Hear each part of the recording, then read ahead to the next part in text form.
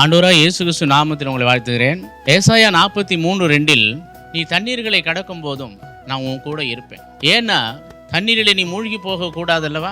கவலை, பிரச்சனை, போராட்டம் என்பதுல நீ மூழ்கி போயிடக்கூடாது. அப்படிதான் தண்ணீரில் நடக்கும்போது பேதுரு மூழ்கி போகிற நேரத்தில் ஆண்டவர் கரம் பிடித்து தூக்கி அவனை பாதுகாத்தார் என்று பார்க்கிறோம். அதே மாதிரி ஆறுகளை கடக்கும் போது திடீர்னு ஆத்துல நடந்து போயினே இருப்போம், வெள்ளம் வந்துடுச்சுன்னுவாங்க, அதிகமான தண்ணி வந்துடுச்சுன்னுவாங்க.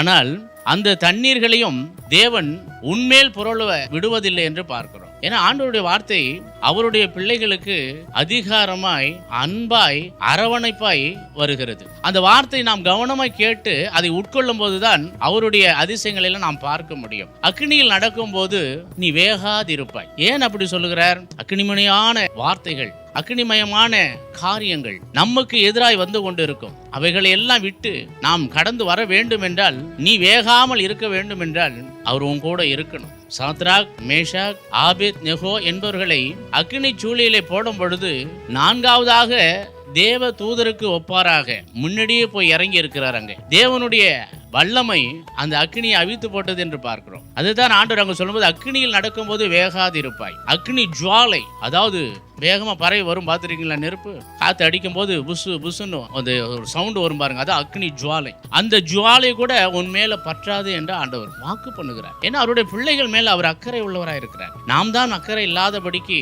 அவரை ஏனோ தானோ என்று நாம் இருதயத்தில் வைத்திருக்கிறோம். நீ முழு உள்ளத்தோடு, முழு இருதயத்தோடு, முழு பலத்தோடு அவரை நீ தேடுவாயானால் இந்த காரியங்கள் எல்லாம் உன் மேல வந்து தங்கி பழிக்கும். தடையில்லாமல் ஆண்டவர் உன்னை நடத்துவார். உனக்கு உள்ள பாரம், பிரச்சனை, போராட்டம் எல்லாவற்றையும் ஆண்டவரிடத்துல சொல்லு. கர்த்தர் உன்னை வெகுவாய் நடத்துவார். ஆண்டவர் இயேசு கிறிஸ்து நாமத்தில் உங்களை வாழ்த்துகிறேன். ஆமென்.